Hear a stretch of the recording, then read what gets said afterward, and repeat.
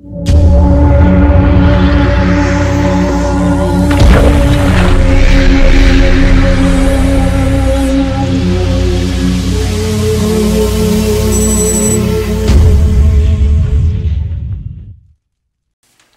to Cyberpump.com's How to Transform Your Physique. We're at number 243.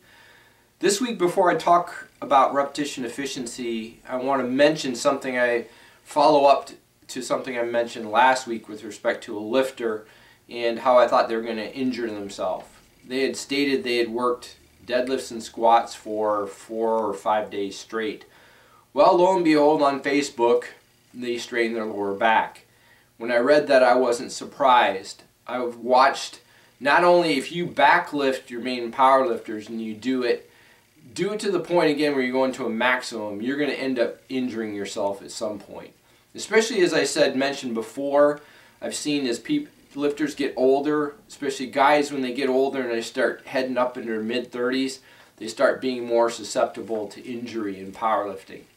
So again, I wasn't surprised that he got injured. I think this is the second injury probably in 6 months, and more around the corner if it continues. It's just going to happen.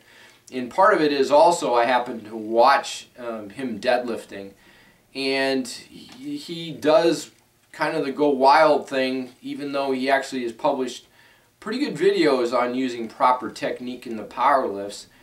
I've seen him get this set was actually published, and he looked to be getting sloppy in his lifting. So pushing the deadlift and going kind of crazy during your set from the standpoint of attacking the weight is one thing, but you have to be under control. One of the greatest lifters I've ever seen in powerlifting, who at least I saw in competition, who was always in control, he looked basically emotionless, with Mike Bridges. Look him up. He was a 181-pound lifter, great technique, and he just lifted like a machine mentally as well. So this week I want to talk a little bit about repetition efficiency. I had originally had something down on paper, but I decided not to actually show you this because people have a tendency to get too caught up in numbers. And what I was doing was just trying to show the concept of repetition efficiency, and basically the way I define it is at 100%. So the perfect rep, you get a score of 100% or 1.0. Everything that degrades basically from there. And some of the factors that I have down, and I've talked about these before, but I'll mention all of these different factors. Using other muscles during a movement, okay, so that's going to lower your repetition efficiency. Breaking technique in proper form. This means, again, for example, in the barbell curl, that your elbow placement is in or out. That's an example of breaking form or technique. And then speed of the movement. A 1 to 2 second speed of movement also leads into not really connecting in and being able to focus as much on the muscle you're actually working. Last week I mentioned 3 to 5 seconds seems to be the sweet spot. I just want to say that what I was referring to is just one direction, so the whole movement itself would be somewhere between 6 to 10 seconds. Last week I'm not sure I was exactly clear on that. So if you're in the total movement of 1 to 2 seconds is going to be somewhere between 2 and 4 seconds. So all of those things come into play, and then there's also genetics. But I only view genetics as actually a positive thing from a repetition efficiency.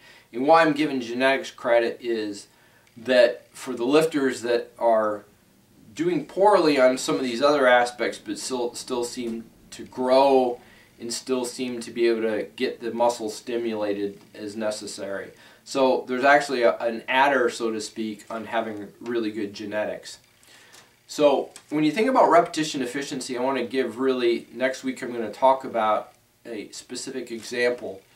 And poor repetition efficiency normally equates to, if you see people in their different development, poor developed areas of the body. And if you look, it doesn't matter whether it's professional bodybuilding, natural bodybuilding, or even powerlifting from that standpoint, one of the worst areas or the hardest areas to develop is the legs. And that's full development. Tom Platz, for example, and a genetic oddity from that standpoint as well. But I also think he had some insight into actually how to train the legs like no one else has. And so I'd like to talk about that next week. And part of that is keeping an open mind as far as training period, and still, again, continuously learning. So one of the areas I'm going to talk about with respect to leg training is repetition range. And I think that actually, besides, it correlates into repetition efficiency. But I believe that the repetition range as well is entering into, just happens to be a big part of why there's so many people out there that have trouble fully developing the legs. So maybe they'll have big quads, not very many have big fully developed quadriceps, but then they have hamstrings that are lacking, or they have calves that are lacking.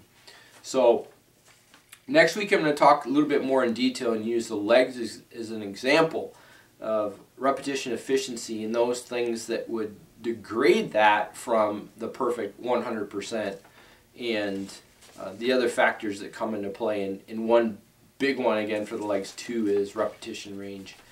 So with that said, that's all I have for this week. Have a great week, and talk to you next week.